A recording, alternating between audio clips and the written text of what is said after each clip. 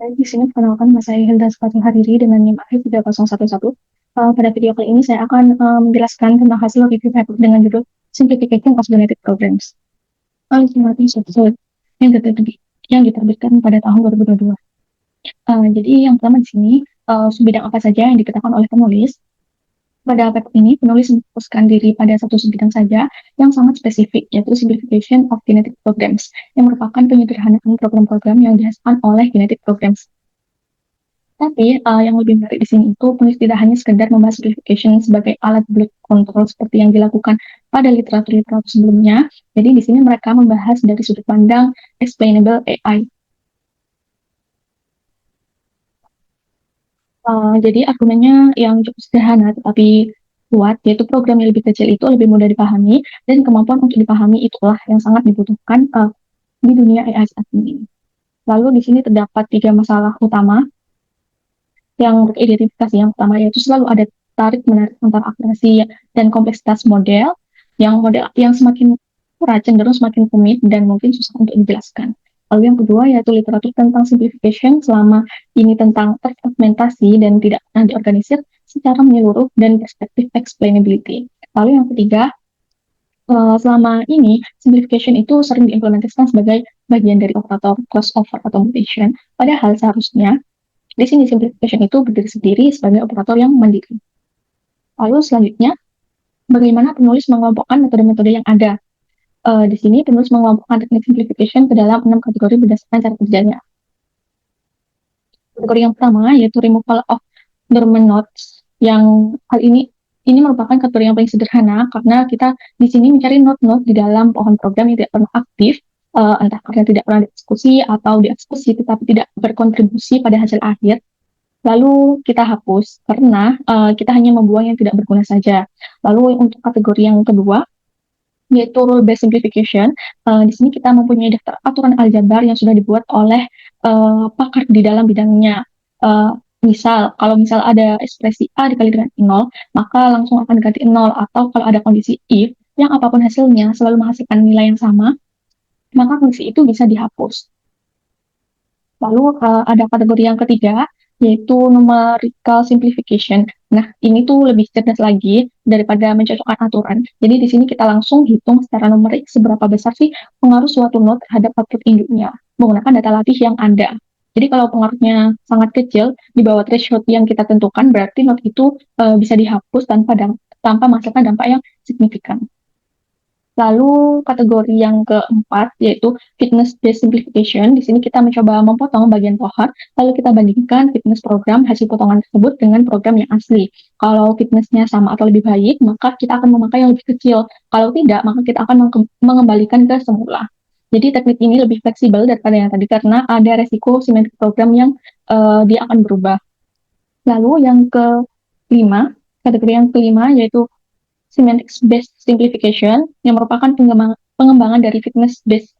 Nah, bedanya kita tidak hanya membandingkan fitness saja, tetapi di sini kita benar-benar berusaha untuk memastikan bahwa subtree pengganti itu memiliki perilaku yang mirip dengan subtree yang diganti. Jadi caranya dengan mengukur kesamaan output pada titik-titik data tertentu. Yang paling akurat juga teknik ini, tetapi juga yang paling mahal untuk komputasi. Lalu yang terakhir ada population level simplification yang paling beda dari semuanya karena di sini bekerja bukan pada satu individu aja, melainkan pada seluruh populasi sekaligus Jeff dan Gobet sendiri yang juga menulis paper ini mengusulkan metode bernama Generation Wide Simplification atau GWS. Setiap beberapa generasi, setiap individu dalam populasi itu dipecah menjadi semua kemungkinan yang dalam versi yang lebih kecil dari dirinya sendiri, lalu hanya yang terbaik yang akan dipertahankan. Selain dari situ tadi, pengelompokan berdasarkan mekanisme selain dari pengelompokan berdasarkan mekanisme tadi, di sini penulis juga mengorganisir literatur berdasarkan dimensi lain, yaitu apakah simplification dilakukan dalam proses evolusi online atau hanya di akhir yaitu offline. Nah, lalu bagaimana cara memilih individu mana yang akan disederhanakan? Dan yang terakhir, apakah teknik tersebut bisa digunakan di lintas domain atau hanya untuk masalah tertentu yang hanya masalah tertentu saja? Baik, yang selanjutnya akan dilanjutkan dengan teman saya. Baik, Assalamualaikum warahmatullahi wabarakatuh. Perkenalkan, nama saya Octavian Ramadhani dengan NIM akhir 3022. Nah, jadi saya waktunya untuk em, menjelaskan bagian C, yaitu numerical simplification. Algoritma ini dipilih karena mewakili pendekatan yang inovatif dalam mengatasi keterbatasan rule-based simplification. Artinya adalah algoritma ini tuh salah satu teknik simplifikasi pada generic programming yang digunakan untuk menyederhanakan struktur program tanpa harus bergantung pada aturan yang dibuat oleh expert. Nah, teknik ini itu dikembangkan oleh Kinzet dan yang lain-lain pada tahun 2008. Nah, ide utamanya di sini sederhana. Dalam program itu tidak semua bagian benar-benar memberikan pengaruh besar terhadap hasil akhirnya. Nah, ada beberapa bagian yang kontribusinya kecil bahkan bisa diabaikan. Nah, bagian-bagian yang kecil tadi itu bisa dihapus saja agar program menjadi lebih sederhana. Nah, contohnya, hmm, ketika kita memiliki sebuah persamaan dengan A-nya adalah sekian dan B-nya itu 0,000001. Nah, ini kan B-nya sangat kecil. Kita bisa abaikan ketika nilainya itu kontribusinya sangat kecil terhadap semua persamaan itu. Jika B adalah subtree yang besar dan subtree besar yang kompleks, seluruh subtree tersebut dapat dihapus. Sesuatu yang tidak dapat dilakukan oleh, ya seperti itu.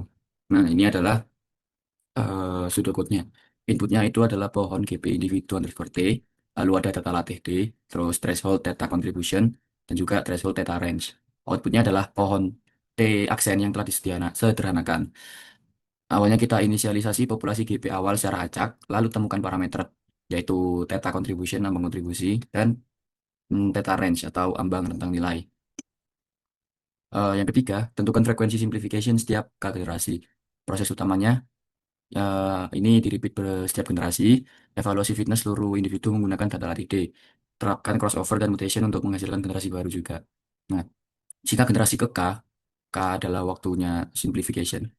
Dari setiap individu di dalam populasi, kita memanggil simplify T, D, data contribution range, sampai semua kriteria berhenti terpenuhi. Nah, lalu fungsi simplifikasi ini kita inisiasi di sini, yaitu traversal pohon T secara bottom up, yaitu dari daun menuju akar, seperti ide dasarnya kita tadi. Hmm, ya seperti itu.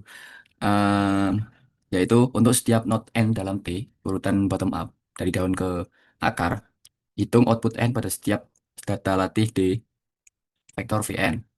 Lalu hitung nilai output parent N dari setiap data latih D. Cek pertama, apakah kontribusi N terhadap parentnya signifikan? Jika iya, hitung kontribusi pengaruh Vn dalam perubahan. Terus jika kontribusi kurang dari theta contribution, hapus subtrinya. Ganti dengan N dengan konstanta. Lalu kita lanjut ke node berikutnya. Cek kedua, apakah N berperilaku seperti konstanta? Jika hitung range underscore N sama dengan maksimal V underscore N dikurangi minimal pada semua data latih. Lalu jika range underscore N kurang dari theta underscore range, maka ganti subtree dengan konstanta sama dengan mean rata-rata dari Vn. Lalu kita return T yang telah dimodifikasi sebagai T aksen. Kriteria berhenti ketika jumlah generasi mencapai batas maksimum atau nilai fitness terbaik tidak mengalami peningkatan selama G stagnation, generasi berturut-turut, atau ukuran rata-rata mencapai ambang batas. Nah, langkah kerjanya seperti yang tadi setelah dijelaskan, yaitu inisialisasi. Tentukan program T hasil evolusi GP sebagai input, data latih, dan threshold. Lanjut, traversal bottom up. Terus setiap node pada pohon mulai dari node daun menuju ke node akar. Pendekatan bottom up memastikan bahwa simplifikasi dilakukan dari bagian terkecil pohon terlebih dahulu. Evaluasi rentang output. Untuk setiap node n, hitung nilai output yang maksimal dan minimum. Menggunakan semua instance seperti yang tadi. Terus iterasi kita lakukan pengurangan hingga semua kondisi sudah tidak terpenuhi. Lalu ketika sudah tidak terpenuhi, maka kita stop condition. Artinya bahwa sudah tidak ada perubahan atau penyederhanaan lagi output, yaitu pohon T-Crash yang berukuran kecil. Ada juga varian lanjutan dari Johnston et al. 2009.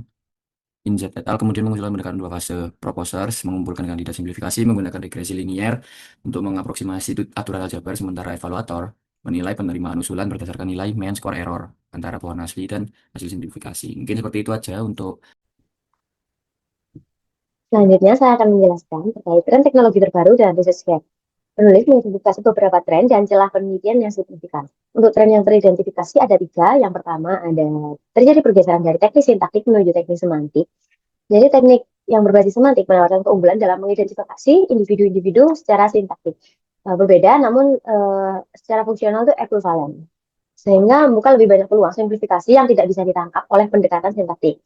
Pergeseran ini mencerminkan kematangan untuk bidang ini menuju pemahaman yang lebih mendalam tentang perilaku program. Yang kedua, ada pergeseran dari simplification offline menuju simplification online dalam proses evolusi ini. Hal ini didorong oleh kebutuhan yang mengendalikan bloat secara real-time selama evolusi berlangsung, bukan di akhir proses saja. Dan yang ketiga, mulai muncul kesadaran bahwa simplification seharusnya diperlakukan sebagai operator mandiri atau standalone operator yang terpisah dari crossover dan mutation karena memiliki tujuan dan sifat yang berbeda secara fundamentalnya.